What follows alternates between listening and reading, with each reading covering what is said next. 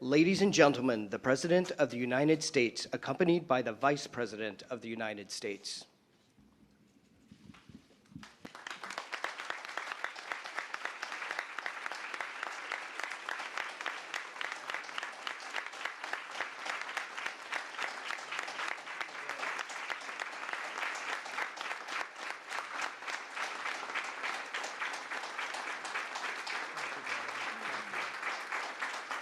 Thank you, everybody.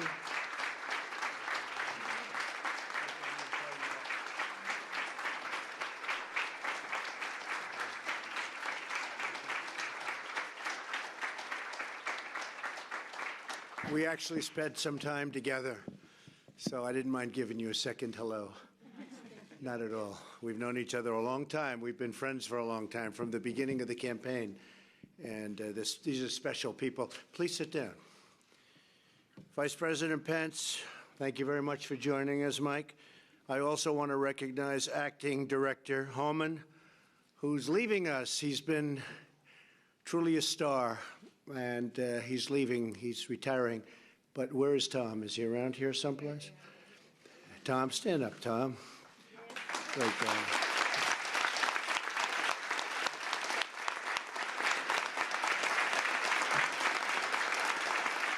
Tom has been doing what he's doing for 34 years and doing it with strength and dedication, and you are really outstanding. And your highly recommended replacement is going to do a great job.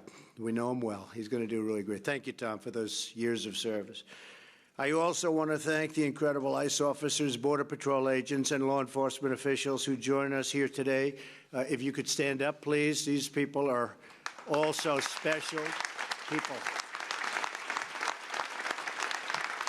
Thank you, please. Thank you. And they're good-looking people, aren't they, huh? Yeah. Good-looking people. Thank you very much for being here and for the bravery. What you do and what you endure is incredible. I also want to stand and have the brave men and women from all over government agencies. We have a lot. Maybe just raise your hand or stand, but we really appreciate the job that you've done, especially during the last year and a half, because I know you've really put in a lot of extra. So please, thank you very much. Thank you.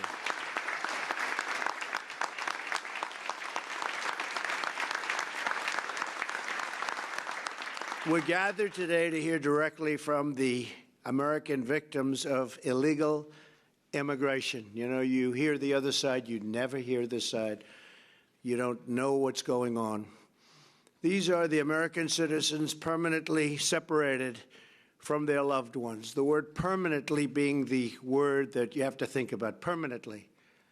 They're not separated for a day or 2 days. They are permanently separated because they were killed by criminal illegal aliens.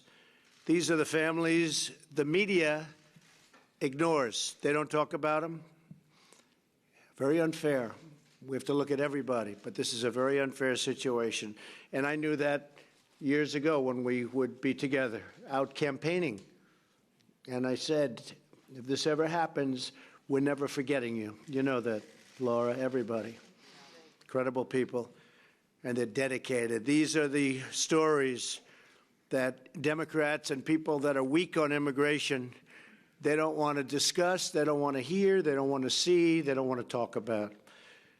No major network sent cameras to their homes or displayed the images of their incredible loved ones across the nightly news. They don't do that. They don't talk about the death and destruction caused by people that shouldn't be here, people that will continuously get into trouble and do bad things. For years, their pain was met with silence. Their plight was met with indifference, but no more. I told them 3 years ago when we were together, day one, just about day one, I would say, I said, I hear you, I see you, and I will never let you down. And we've been working together, and their loved ones have not died in vain. We all know that. We call these brave Americans the angel families, angel moms, angel pops. These are the angel families.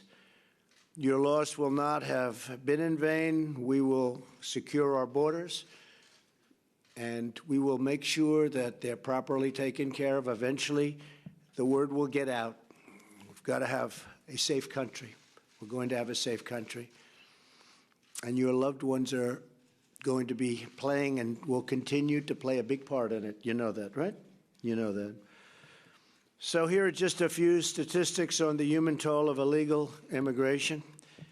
According to a 2011 government report, the arrests attached to the criminal alien population included an estimated 25,000 people for homicide, 42,000 for robbery, nearly 70,000 for sex offenses, and nearly 15,000 for kidnapping. In Texas alone, within the last 7 years, more than 250,000 criminal aliens have been arrested and charged with over 600,000 criminal offenses. You don't hear that. I always hear that, oh, no, the population's safer than the people that live in the country. You've heard that, fellas, right? You've heard that. I hear it so much, and I say, is that possible? The answer is it's not true. You hear it's like they're better people than what we have, than our citizens. It's not true. In 2016, more than 15,000 Americans died from a heroin overdose. More than 90% of the heroin comes from across the southern border. 90%. As a result of sanctuary city policies in fiscal 2017, more than 8,000 criminal aliens. These are really hardcore criminal aliens. Were in police custody and were released because of our weak laws, weakest in the world, weakest in the history of the world. They were released back into our civilian population. And these gentlemen had to do some of the releasing, and I don't think you were too happy when you knew, because you knew. They know better than anybody. You knew what you were releasing. You knew it was trouble, and it often comes back to be trouble. Where is the media outrage over the catch and release policies that allow deadly drugs to pour into our country? Where is the condemnation of the Democrat sanctuary cities that release violent criminals into our communities and then protect them? Like the mayor of San Diego, when she warned everybody that ICE is coming, and they scattered. A big operation, very expensive operation. They were all together. They all scattered. And what are they going to do about looking at her, by the way? I've been asking this question now for 4 weeks. She can do that? And where is the outcry over the savage gang MS-13 and its bloodthirsty creed? Kill, rape, and control. Because the news media has overlooked their stories, I want the American people to hear directly from these families about the pain they have had to endure, losing not only their loved ones, great people, great Americans, people that would have been very successful, people that in some cases could have been here one day, could have been here. I know the way you feel. Could have been right here, standing here. First, I'd like to ask a friend of mine for now a long time, Laura Wilkerson from Pearland, Texas, to come and share her story about her incredible boy, right? Yes. Come on, Laura, just say a few words. We want to tell you a little bit today about Josh. He was brutally tortured, strangled over and over. He was set on fire after death. His last hours was brutal. As everyone standing up here, none of our kids had a minute to say goodbye. We weren't lucky enough to be separated for 5 days or 10 days. We're separated permanently. Anytime we want to see or be close to our kids, we go to the cemetery because that's where they are. We can never speak to them. We can't Skype with them. And I want to thank you so much in this room for what you're doing to understand. You guys know the permanent separation. It's the media that won't share it with other people. It's permanent. We can never have him back on this earth. Thankfully, I'll see him again in heaven. But I want to thank you, Mr. Trump and Vice President Trump, Vice President Pence, for keeping their commitment to us. It's been ongoing. It continues on. And please understand, there are so many more of us than what you see here that had the same story over and over, drunk driving, killed, over and over, and they don't prosecute or they let go and low bond, they're out in 30 days. It's sad for our country, and it's time to take it back. And I want to thank each and every one of you, law enforcement. You know it. You love it. You want to do your jobs. And thankfully, we have a president who will allow you to do that now. Thank you so much.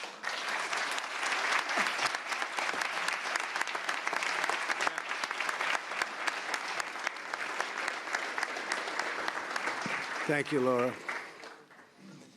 Next, I'd like to ask Juan Pinyon from Greenfield, California, to speak. Juan, please come up. Thank you. Thank you, Juan. My name's Juan Pinyon. First of all, I want to thank the Remembrance Project for bringing my daughter's name out to light and for candidate Trump to let me speak about her. And I've got a lot of people that I need to thank. My daughter was Christy Sue Pena back in 1990. She was kidnapped, strangled, stabbed, raped, and sodomized, and her new body was found in the artichoke field. I've been fighting for 28 and a half years. He's been fighting. He was loose for 25. The last 3.5 years, he's been fighting extradition. And on May 3rd, God answered my prayers. Mexico finally turned him loose to us, and he is now in the Monterey County Jail, and we could start court procedures for my daughter's death. And I want to thank everybody that was involved in getting him over here. The Sheriff's Department of Monterey County, for the investigator. The sheriff never told her, don't give up on this, just stay on it and stay on it. And she pinky swore that she was going to get him over there, and she did.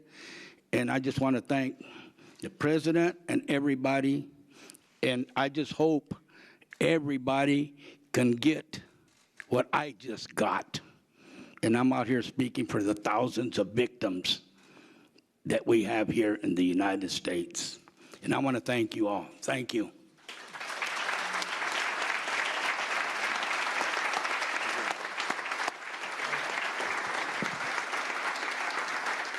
So Juan fought for many years, and it's hard to believe, but that's actually a great feeling. Yes, it is. That you just, incredible job. Incredible job. Hi, Darren. Also here with us today is Steve Ronnebeck from Mesa, Arizona. Steve, if you could come up and share a few words, please. Thank you, Mr. President. January 22nd, 2015, Grant was at work on his overnight shift. An illegal alien came in, wanted to buy cigarettes, dumped a jar of change out on the counter. Grant went to count the change and wasn't counting fast enough.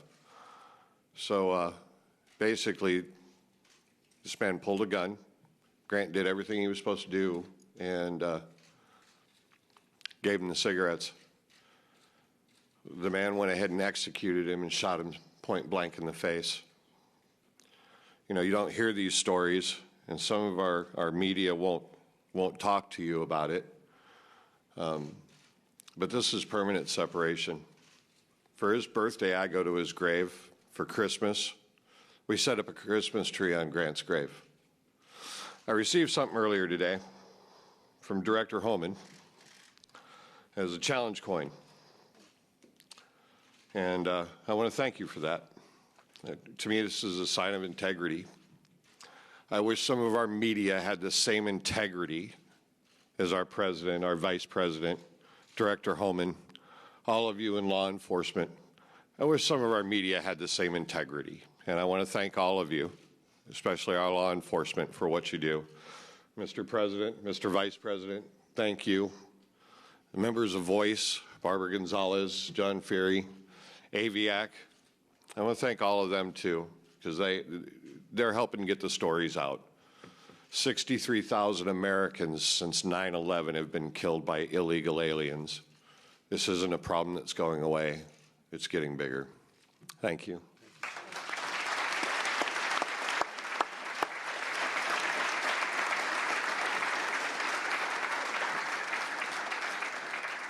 $63,000 And that number, they say, is very low because things aren't reported, 63,000, and you don't hear about that.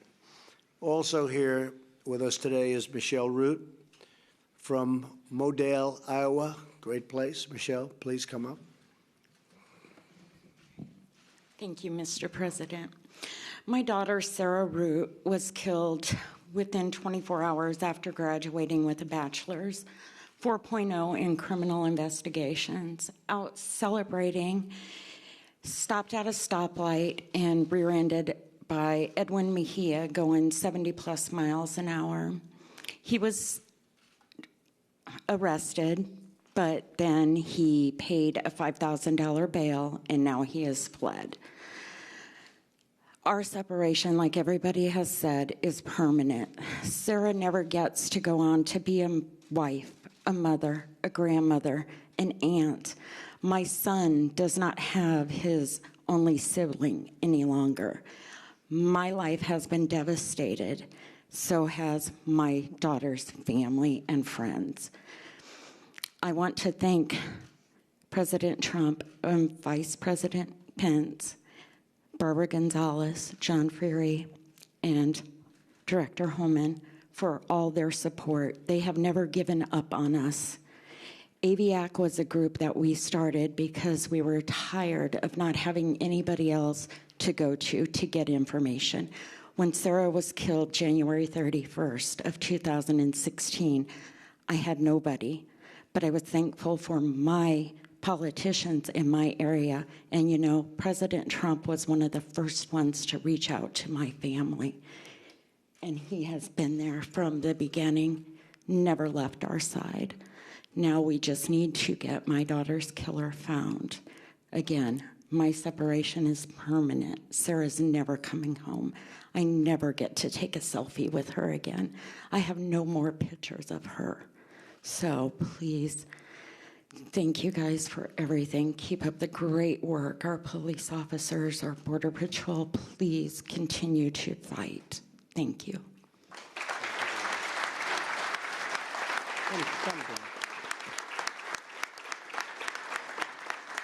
Say a few words. Come. Thank you. My name is Mary Ann Mendoza, and my son, Sergeant Brandon Mendoza, was killed on May 12, 2014, on his way home from work by a 3-time legal limit drunk who was also high on meth. He had drove over 35 miles the wrong way on 4 different freeways in Phoenix before slamming head-on into my son's car. As you know, they could fill this stage up every day for the next 5 months of victims of illegal alien crime, and it would just keep going. Unfortunately, we are members of a club of our children or loved ones who've been killed by illegal aliens, but there's hundreds of thousands of victims every year who are affected by illegal alien crime, rape, assault, identity theft. These are things that go unreported, unchecked. You know, if the public would go to illegalaliencrimereport.com and see the magnitude of crimes being committed against your fellow Americans by illegal aliens allowed to stay in this country, you will be sickened, because the mainstream media does not let you know what's really happening. And we are here, the members of AVIAC are here to educate the public as what's happening. And if anybody's been a victim of illegal alien crime, contact us, because we have close connections with Barbara Gonzalez at ICE, John Fury. We have connections at the Department of Homeland Security that we are trying to get people the help that they need and sent in the right direction. President Trump, Vice President Pence, you've just been there for us, and there are no words to describe what your support and your caring has meant to each and every one of us. And thank you from the bottom of my heart. Thank you, Brian. Come. Come. Your story is an incredible one. I'm one of your legal immigrants. I came the right way. I paid lots of money. Took me 5 years to become a citizen, a proud citizen. And I didn't drag my son. He named himself German Chocolate. He was born in Germany. I didn't drag him over borders, through deserts. I didn't place him in harm's way. I protected my child from harm, but I couldn't do that on July 12, 2012. He was 30 years old. I couldn't protect him because an illegal alien from Guatemala with 2 felonies, 1 deportation, 2 DUIs, he was protected. Riverside, California, sanctuary. The judge, the DA, they knew who he was. They gave him probation after his 2nd DUI. 5 weeks later, he killed my child. And if that wasn't enough to deal with, this is my only child. I have no family. That's it.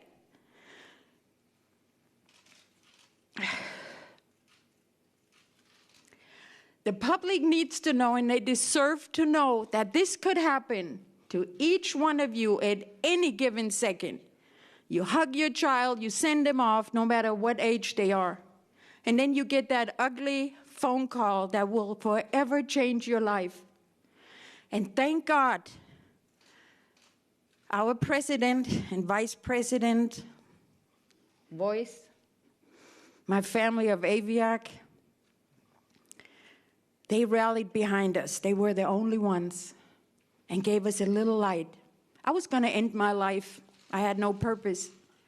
But President Trump coming down that escalator that day and talking about illegal immigration stopped me in my track. And I had no clue at that point that I would ever be at the White House. And I thank President Trump, Vice President Pence, everybody behind me. I thank you. I thank everybody out here. Make sure you get our stories out. I brought my son. This is what I have left, his ashes. I wear his ashes in a locket. This is how I get to hug my son. So remember when you go home and hug your kids, that there are many of us, thousands of us, who don't get to do that anymore. And let's work together and get this done. All politicians, I don't care what side you're on. You don't want your child in a casket or in an urn. So get it together, for God's sake, for this country, for our citizens. Thank you.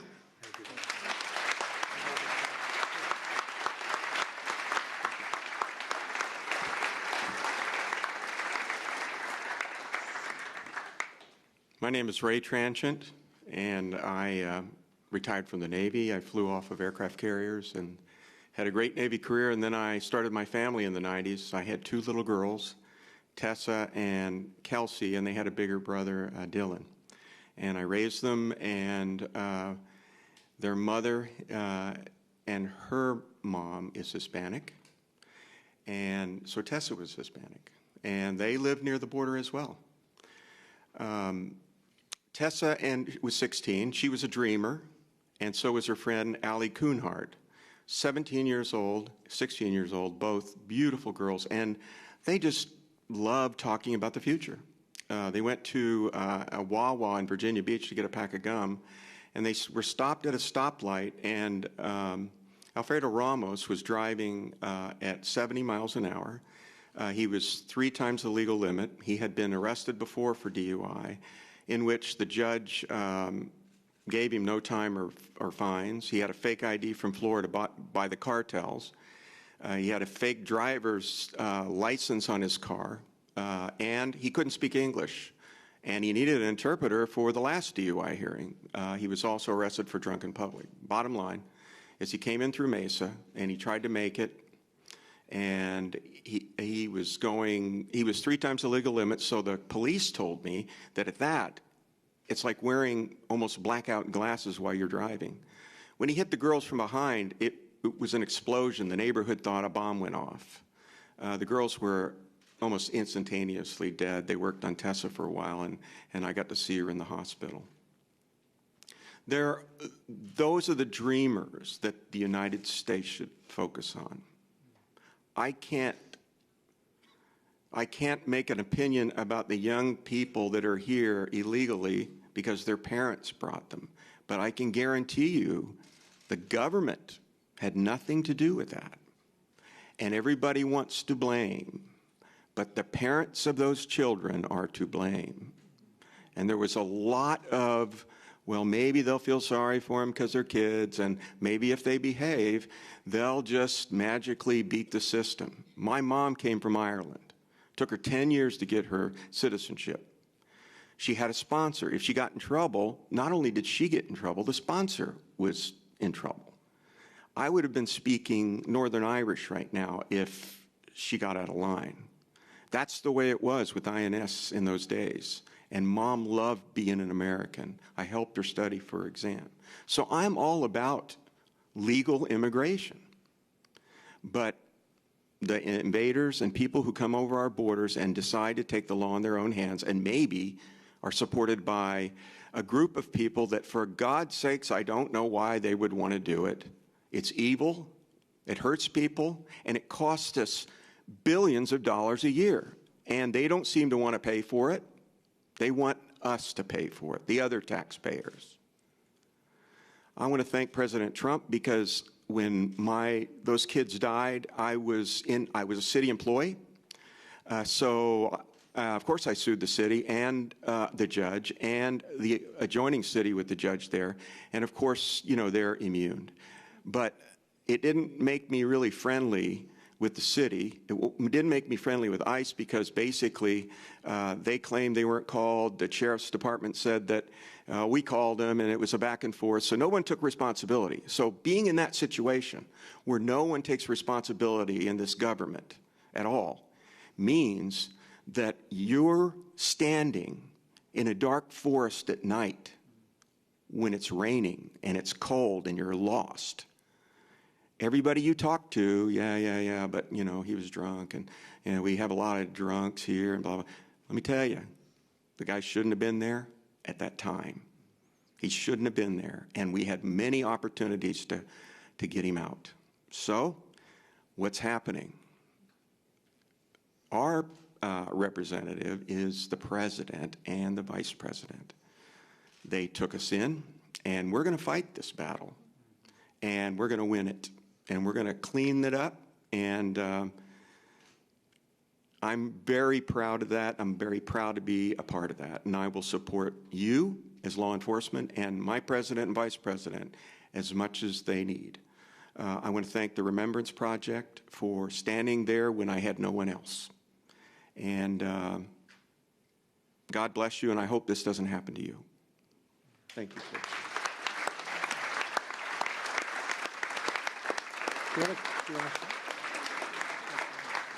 This is Tom Selleck, except better looking, right? Better looking. Thank you. Thank you. My name is Angel Mom Agnes Gibbony. My family legally immigrated from Hungary. We escaped during the revolution. We couldn't come to the United States as my mother planned because my father was born in Yugoslavia and they wanted us to stay. And because my mother said no, they didn't allow us to come to the American embassy.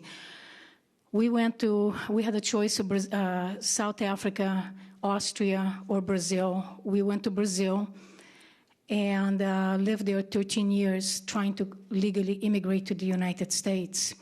When we immigrated to Brazil, we were stateless. We didn't belong anywhere because the government took our citizenship because we escaped. And when we came to the United States, we were stateless. And I'm very honored and proud to say this is my home, my country, and I will fight for this country until my death. Thank you, law enforcement, Border Patrol, immigration, Barbara, everybody that got me here today. And thank you for fighting this fight with us because, trust me, you don't want to walk in our shoes. And President Trump, thank you for always standing behind us. You are the biggest birthday present I got, and I'm still waiting for that shovel to help build the wall at the border. I live in California, and I would like to ask if you don't want your state to become a sanctuary state.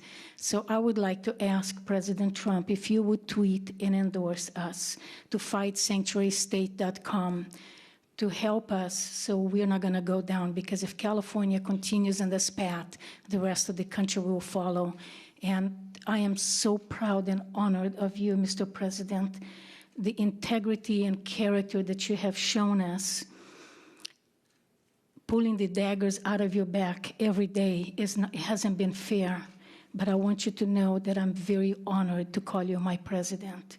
And God bless you and your family always, and Mr. Pence, and God bless this country. Thank you so much.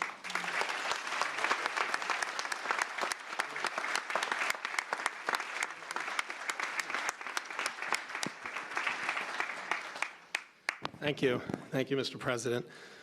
This is my son, Drew. He was in law school in San Francisco in 2010 when Roberto Gallo tried to make a last-second left-hand turn and hit him. Instead of stopping, he tried to flee, so he accelerated, drove over his body. My son was on a motorcycle. His helmet came off, wedged under one of his tires.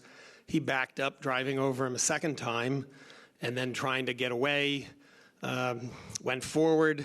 By that time, a guy had gotten out of the car and stood in front of Gallo's, and he stopped with his rear tire on my son's abdomen, and five people had to lift the car off of him. But I want to talk about somebody else, and you heard Agnes mention FightSanctuaryState.com. In April of this year, I filed with the state of California an initiative to overturn the sanctuary state. There's just way too many deaths, way too many traffic collisions.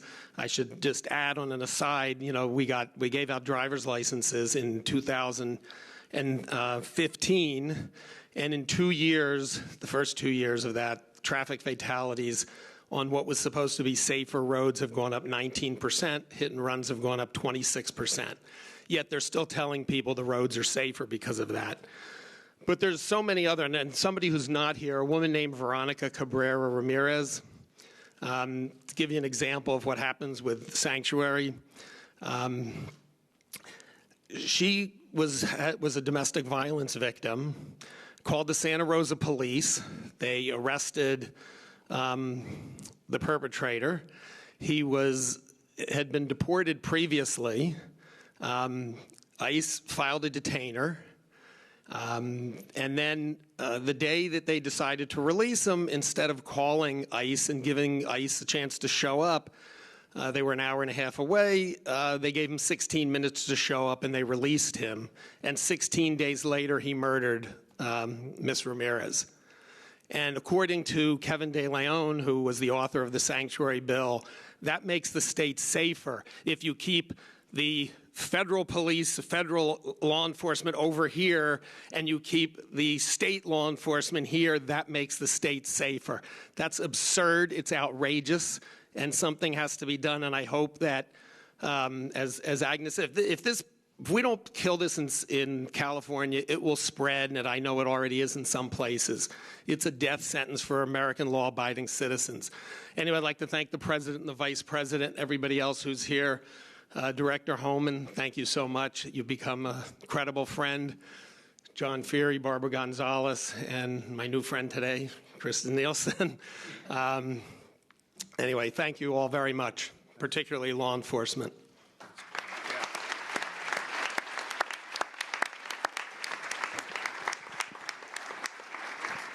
And I just said, would you like to speak? And you said, no, I cry too. She said, I've been crying for too long, for too much, so it's fine, right? That's good.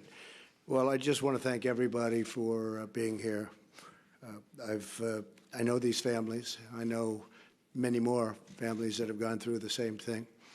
And I can not imagine it being any worse, but we pledge to act with strength and with resolve and in the memory of those who have been lost so needlessly. And it's because of families like yours that my administration created the new Office of DHS, the Victims of Immigrant Crime Engagement, which has been doing, I hear, a fantastic job.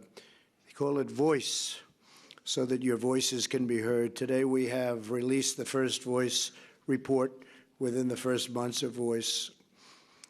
We've opened more than 2,800 victims registered to receive information on their perpetrator. We're following these people. We're following them. So it can't happen again by that individual. Voice assisted hundreds of families already, connected them to crucial services such as grief counseling, followed up their cases, and helped ensure that the criminal aliens that harmed their families so egregiously were detained, removed, and deported.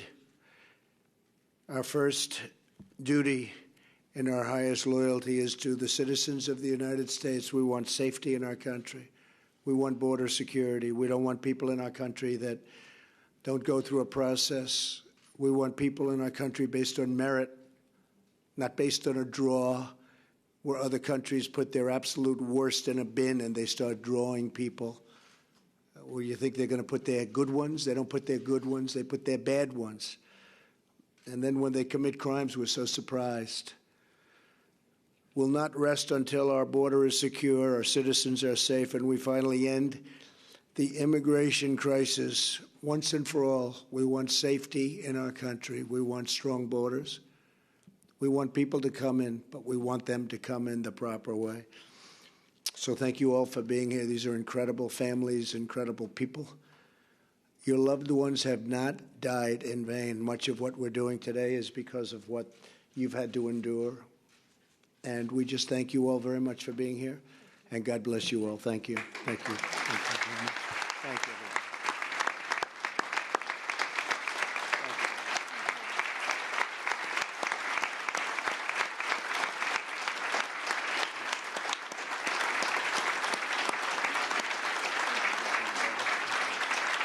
Thank you, everybody.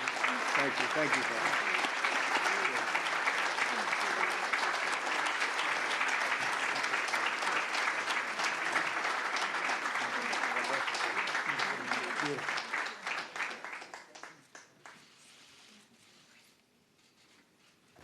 Ladies and gentlemen, please remain seated until the President has exited the building. Thank you.